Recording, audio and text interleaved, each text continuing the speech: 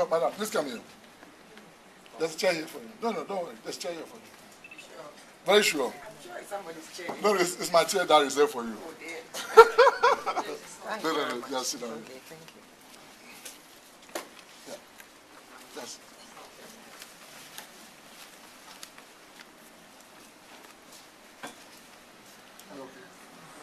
Fine. Is it just working? It is working. I just thought to make this slightly more digestible that we'd start with a little bit of music. Is there a speaker? Is it possible to use?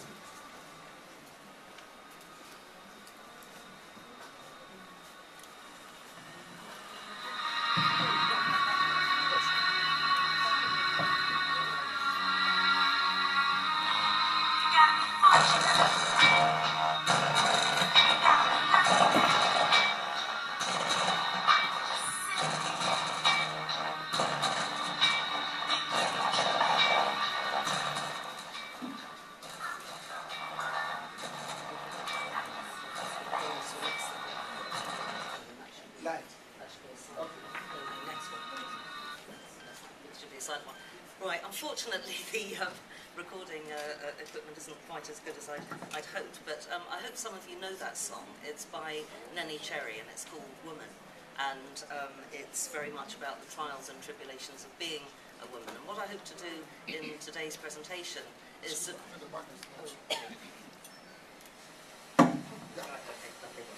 what I hope to do in today's presentation is talk about some success stories that we normally don't get to hear about when we think about the feminisation of poverty, which very much treats women as victims.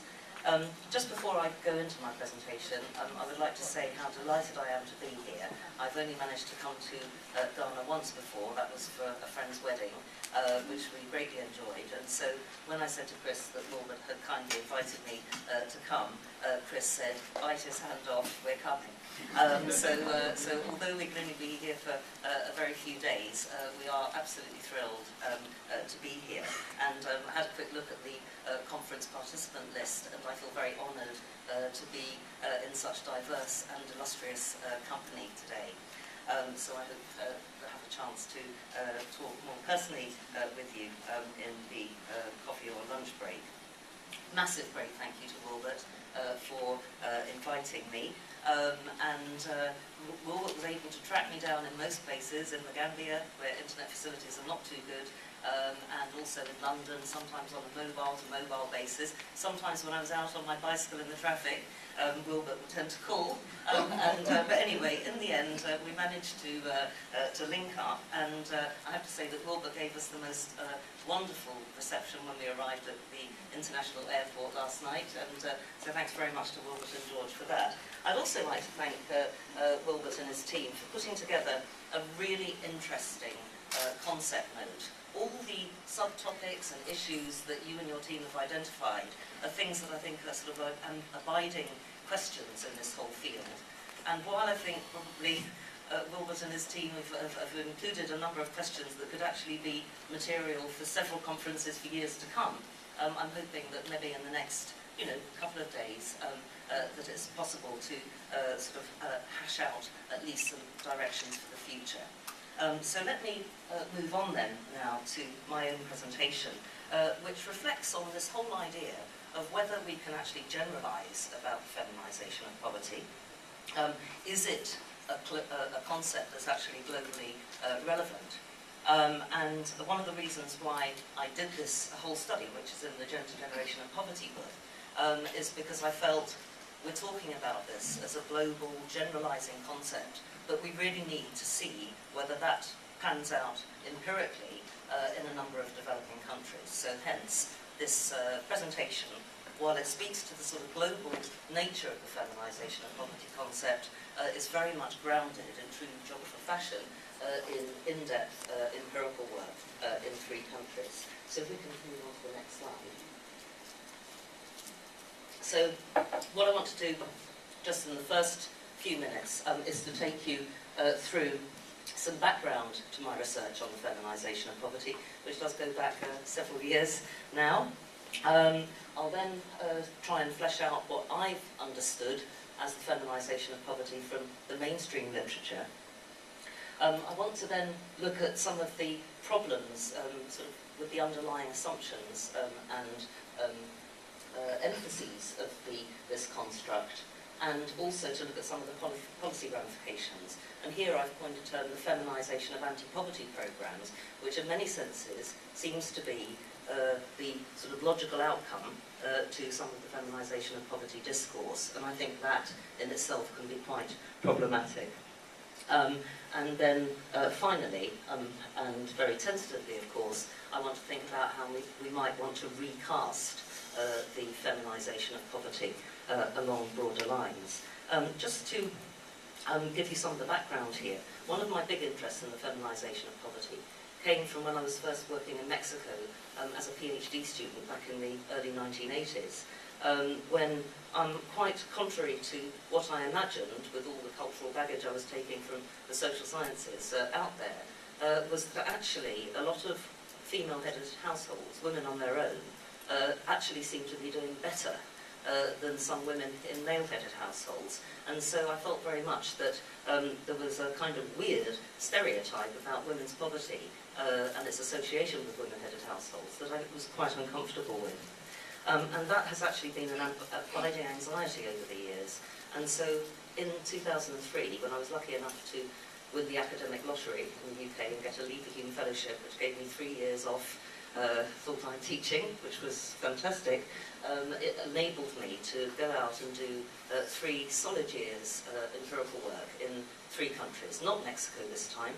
By this time I'd gone a bit global myself, having advanced into research in Costa Rica, the Philippines, and very happily the Gambia.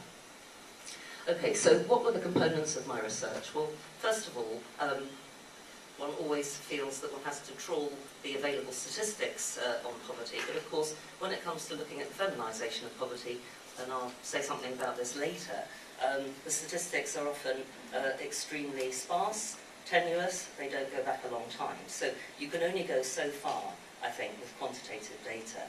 So, as with all my research over, I don't know how many years, quite a few now, coming on for 27, 28, I decided to do interviews and focus group discussions with men and women from low-income groups in society, but of different ages, and I'll say something about that in a minute.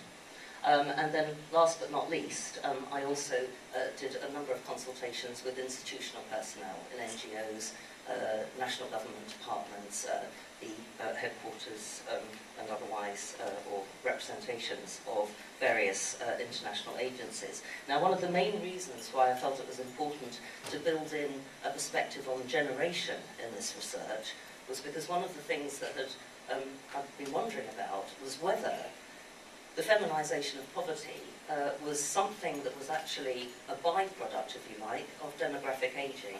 In other words, were women only seemingly getting poorer than men over time because women's average greater life expectancy in most parts of the world meant that we're increasing concentrations of women in older age groups. And that, it's not so much gender then, but maybe a function of age, which could explain this tendency to the feminisation of poverty. So that's partly why I built the generation thing in. Now, yeah, but this is fine to have this here, but it's not go too fast. Okay, so this is my breakdown, which hasn't come up too well here. It was all lined up when I looked at it on my own laptop, and now it's all out of sync. 2 things I want to draw your attention to here in this, obviously these columns need to be moved over. It's the way I divided up my cohort, if you like, my quite small cohort. It was only 223 in total across the 3 countries, was into young, middle and senior age groups. The senior bar, if you like, started at 50. I've just turned 50 myself, and so it's interesting now to think that I'm now in the senior generation. I wasn't when I first started the research, so I'm thinking of revising it upwards.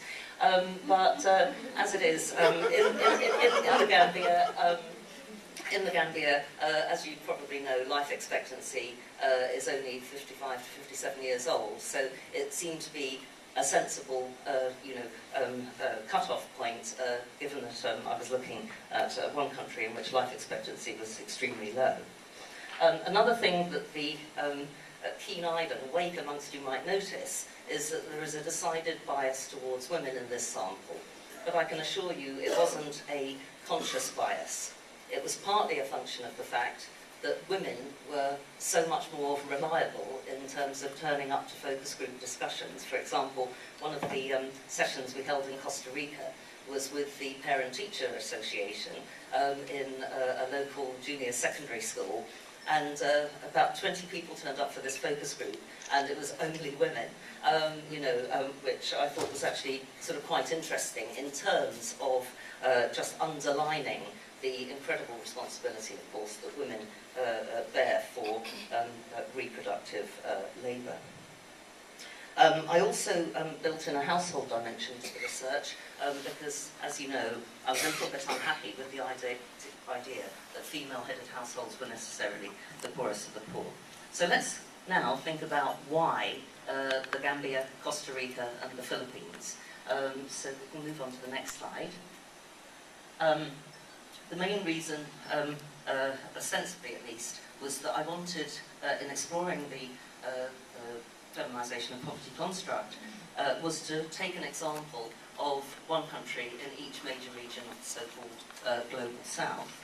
There were, of course, a number of pragmatic reasons as well, not least the fact that I've been working in Costa Rica since the 1980s, in the Philippines since the 1990s, and in the Gambia since the early noughties, as they say. And that was inevitably a great help, because obviously in talking about sensitive things like gender and poverty, it's very useful to have your established bases of trust and contacts in that area.